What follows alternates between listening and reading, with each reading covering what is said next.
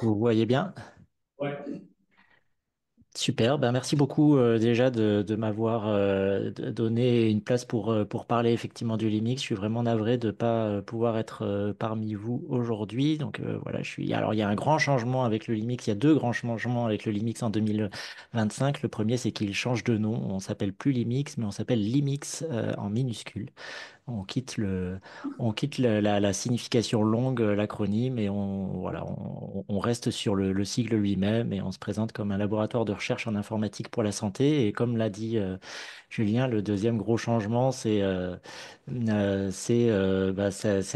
histoire commune avec le département de santé numérique qui s'achève un peu, sauf qu'en pratique, elle s'achève pas du tout, puisque cette séparation va en rien, à mon avis, changer les collaborations multiples dont je vais parler un petit peu. Donc voilà un peu l'histoire du Limix et le département de santé numérique a effectivement fait partie intégrante du Limix pendant 6 ans avec la direction adjointe de Stéphane Darmoni. On reste multisite avec même sans Rouen, puisqu'on a un site à Rouen, un site au centre, au campus des Cordeliers, au centre de Paris, et puis des sites aussi, un site à Trousseau et à Saint-Étienne. On a vraiment deux champs, deux grands champs disciplinaires de recherche qui se retrouvent à la fois dans les membres et puis dans les sections CNU qui sont représentées. Donc, on a des membres qui sont des enseignants-chercheurs en informatique de section 27, et puis on a des membres qui sont hospitalo-universitaires et qui travaillent en informatique médicale. Voilà, les mots-clés disciplinaires sont ceux que j'affiche. Alors, il y en a qu'on attribue plus généralement à l'informatique et d'autres plus généralement à l'informatique médicale. Mais après, on s'aperçoit vite qu'en termes de membres qui pratiquent ces choses-là, il n'y a pas cette différence est beaucoup moins marquée et c'est tant mieux. Donc, l'ingénierie des connaissances, l'apprentissage, le traitement automatique des langues, la construction, la maintenance de ressources ontologiques, le raisonnement. On travaille aussi sur l'hybridation entre le symbolique et le numérique. Et puis la notation, l'enrichissement sémantique des données, tout ce qui est interopérabilité, la visualisation, les systèmes d'aide à la décision et bien sûr les entrepôts de données. Donc au-delà de toutes ces méthodes que je viens de citer et je vous parlerai ensuite des thématiques. On travaille aussi, on applique ces méthodes à des données et à des ressources, les données que vous connaissez tous très bien, les comptes rendus cliniques, les entrepôts de données santé et puis aussi les réseaux sociaux. On travaille sur des images médicales, que ce soit les données d'annotation de ces images ou même les images elles-mêmes et d'autres types de données. Et on travaille aussi sur beaucoup de ressources qui ont déjà été qui ont beaucoup discuté aujourd'hui. Au-delà des méthodes et de l'application de ces méthodes à des données, on vise aussi un certain nombre d'usages. Alors ces usages, ils sont sur un plan plutôt médical ou sur un plan plutôt analyse des données. Donc sur le plan médical, on peut citer la sélection de cohortes, la sélection de patients similaires, que ce soit pour le soin ou par exemple pour la sélection pour les essais cliniques, je leur reparlerai tout à l'heure, l'enrichissement de données, des questions de qualité des données et bien sûr l'aide au diagnostic et des questions autour du bon usage du médicament et de la pharmacovigilance également. Et puis pour compléter ces cercles, on vise un impact sur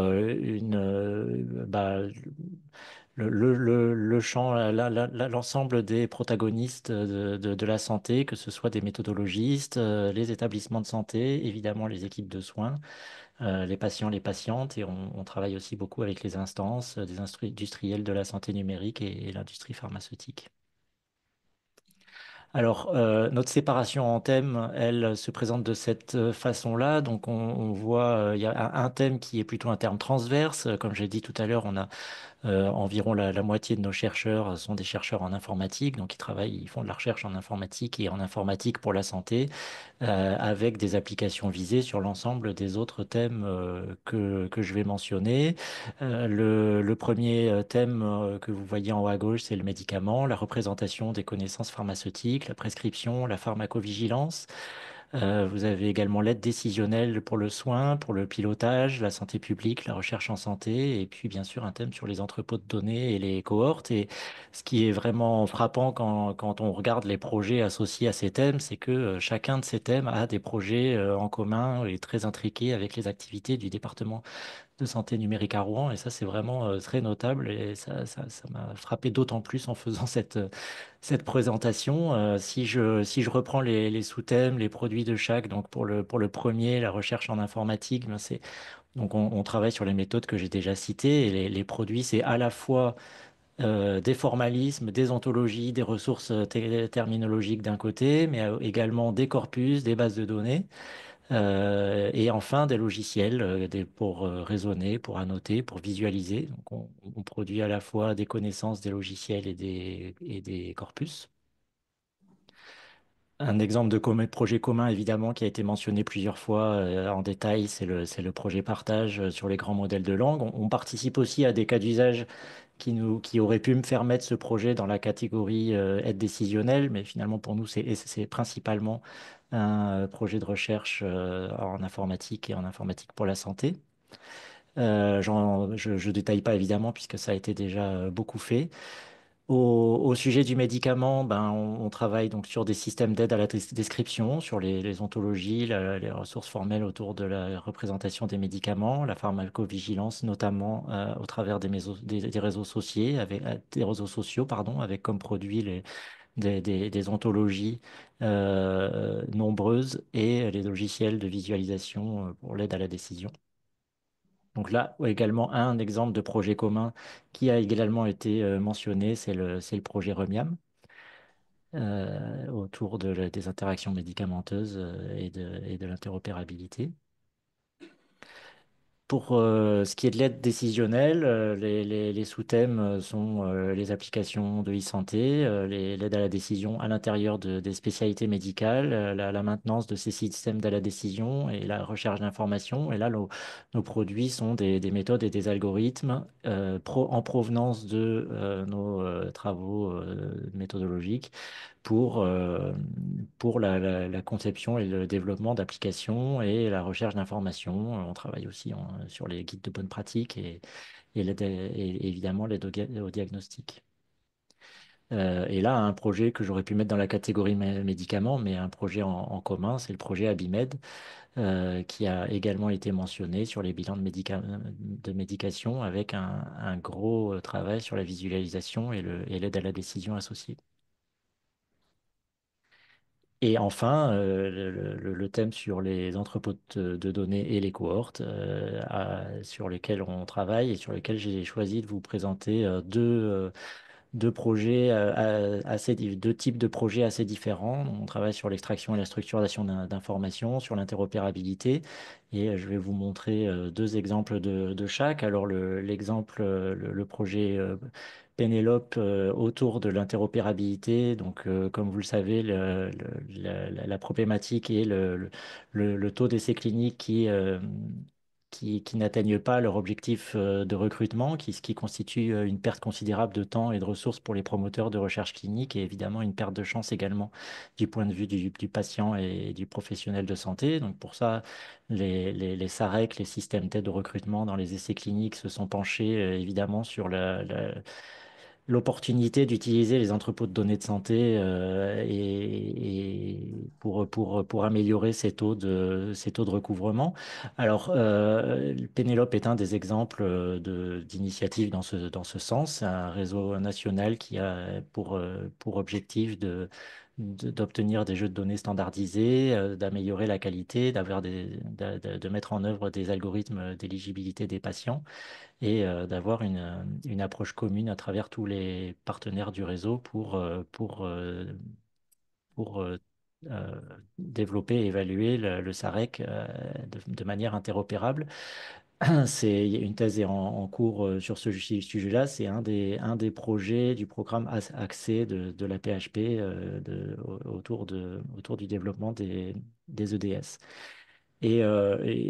Complètement à l'opposé enfin, en tout cas, à l'opposé du spectre des travaux sur les entrepôts de données, je cite les travaux de traitement automatique des langues pour les entrepôts de données de santé, avec des enjeux qui sont notamment liés à l'industrialisation du TAL pour les EDS. Il y a beaucoup de sujets qui sont des sujets méthodologiques qui ont pour objectif de permettre cette industrialisation. Donc, parmi les choses que je peux citer, il y a évidemment l'entonnoir qui représente la nécessité de données annotées pour mettre en œuvre des systèmes de TAL. Donc, on travaille beaucoup sur l'utilisation, sur la minimisation de ce problème lié aux données annotées, que ce soit avec de la supervision distante, dans lequel on essaye par exemple d'utiliser la redondance qui existe parfois entre les données structurées et le texte, ce qui nous permet de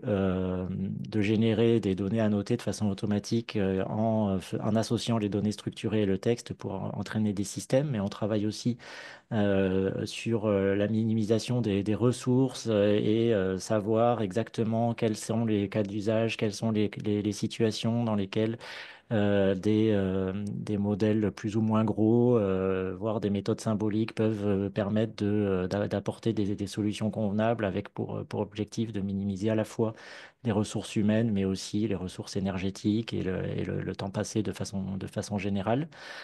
Les questions d'industrialisation il y en a d'autres, hein. Il y a des questions évidemment dont on a beaucoup parlé, on a beaucoup aussi travaillé sur la pseudonymisation et notamment sur un guide de mise en place d'un outil de pseudonymisation à large échelle où on a réfléchi sur le nombre de documents qui étaient nécessaires d'annoter, sur les types de modèles qui permettaient ou non d'avoir des améliorations pour essayer d'estimer quels étaient les efforts nécessaires pour avoir des outils très performants de pseudonymisation.